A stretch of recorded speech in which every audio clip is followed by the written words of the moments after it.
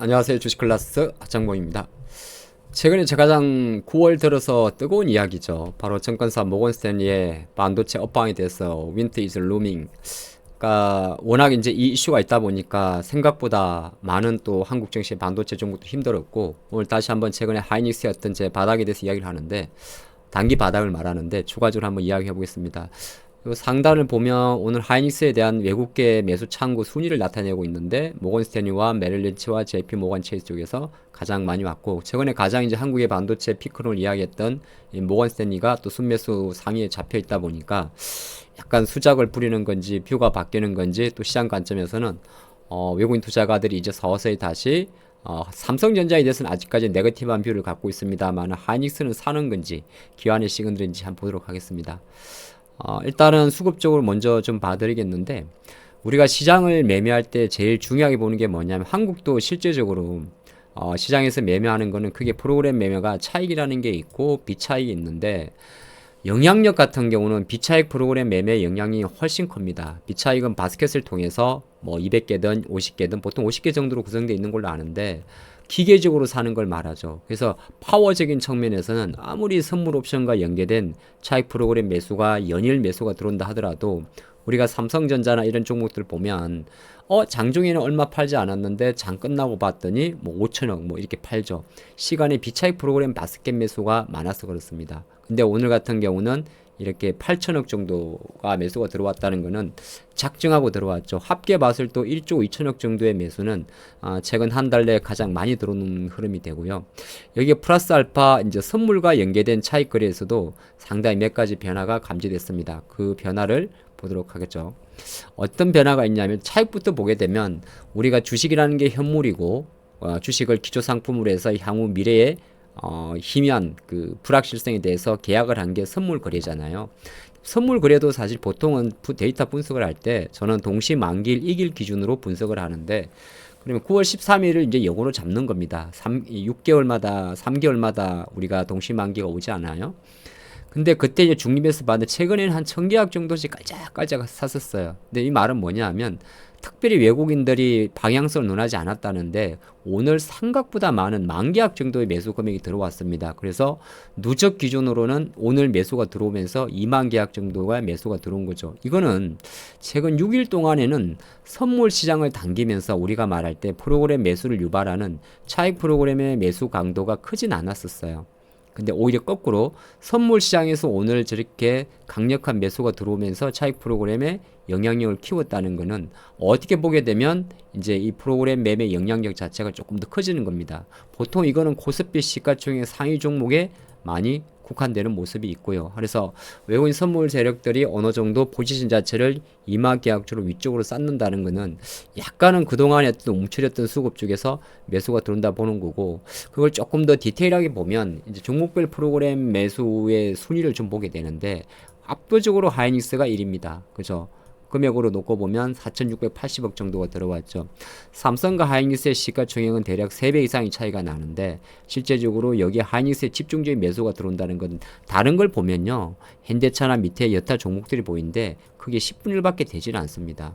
그러면 일단은 그동안에는 이게 상반기에도 가끔 있던 이슈인데 항상 같이 들어오진 않더라고요. 같이 들어오는 경우보다 어떤 때는 삼성만 들어올 때가 있고, 이때는 지수만 올라가고 다른 애들 못 가고, 하이닉스가 올라가게 되면 반도체 소보장의 프로그램을 좀 가져가는 흐름으로 갑니다.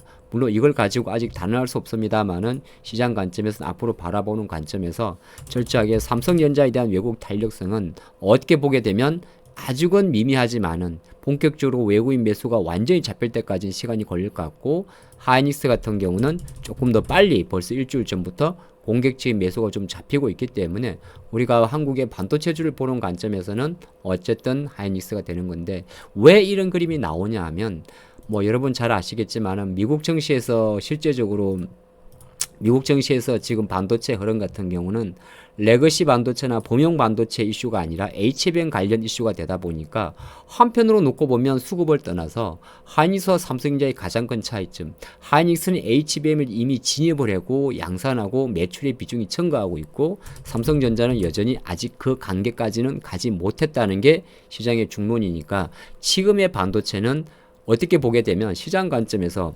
골드만삭스의 의견은 모건스탠리의 말은 맞습니다. 21년도에 모건스탠리는 winter is coming이라는 단어를 썼어요. coming이라는 단어는 온다는 이야기고 최근의 단어는 3년 만에 looming이라는 단어를 썼습니다. looming이라는 단어는 온다는 단어보다는 조금은 유한 같아요. 희미하지만 곧쯤 올 것 같다. 그런 내용이잖아요. 그게는 아마 제가 거꾸로 생각을 해보면 레거시 반도체의 어떤 범용 사이클, 쉽게 말해서 반도체 피크론에 대한 노이즈는 오해로 하이닉스가 삼성전자보다 덜하고 삼성전자가 오히려 아직은 본격적인 HBM의 익스포저와 기여도가 상대적으로 낮기 때문에 약하다고 보는 거죠. 그런 관점에서는 우리가 시장을 바라볼 때 시장의 관점에서는 외국인의 기한 시그널 같은 경우는 반도체로 들어온다 그 내용보다는 조금 더 좁혀서 HBM으로 좀 들어온다 그렇게 보는 게 맞는 것 같고 그러면 그 친구들의 주가 흐름을 한번 볼 필요가 있어요. AI 밸류 체인은 여러분 많이 보시겠지만은 실제적으로 하드웨어 스트럭처가 있을 거고 소프트웨어 스트럭처가 있습니다.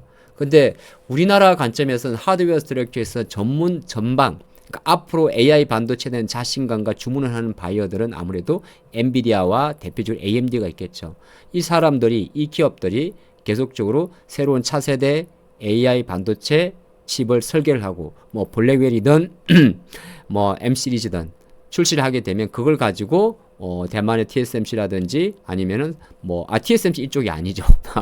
메모리 업체 봤을 때 마이크론이나 삼성이 이런 기업들이 실제적으로 주문형을 받아서 만들게 되는 거죠. TSMC도 마찬가지고. 근데 이거는 어떤 사이클이냐면 주문형 사이클이라서 한번 계약을 했다고 해서 어떻게 될지는 모르는 거예요. 그러니까 범용의 반도체는 실제적으로 PC라든지 데이터 센터라든지 스마트폰 같은 경우는 그게 사이클이 있는 거고 그거는 이제 좋을 때는 확 좋습니다. 근데 나쁠 때는 사이클이 꺾여버리면 익스포저가 그 하락 사이클에 들어가는 거고 이쪽 같은 경우는 사실은 영원한 건 없어요. 어느 날 말 바꿔서 AMD나 엔비디아나 이런 기업들이 야 요거 요 정도 계약하는데 지금 안 될 것 같아 멈춰버리면 사이클의 문제가 좀 아니라는 거죠. 그래서 많은 투자분들이 이야기를 합니다. AI는 사이클은 아니다.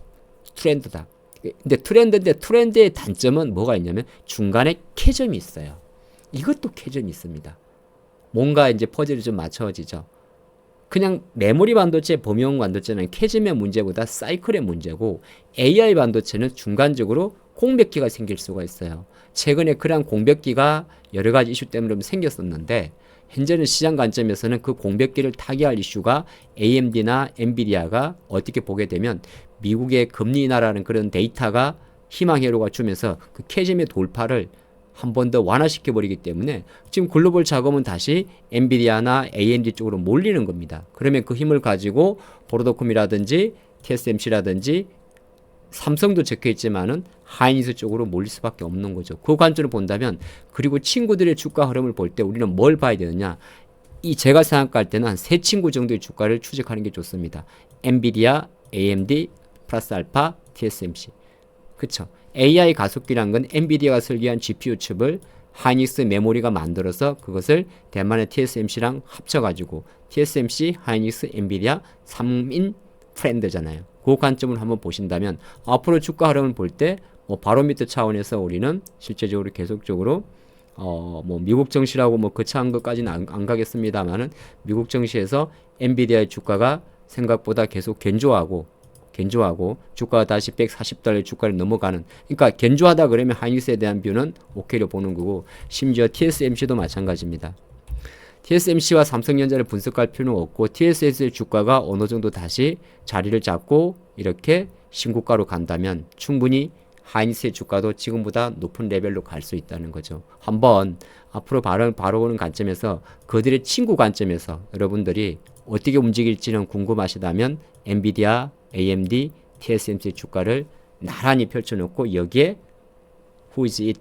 This is next 000660의 흐름을 추적하신다면 조금 끌고 가시거나 매매하시는데 좀 편한 바로미터가 되지 않을까 보겠습니다.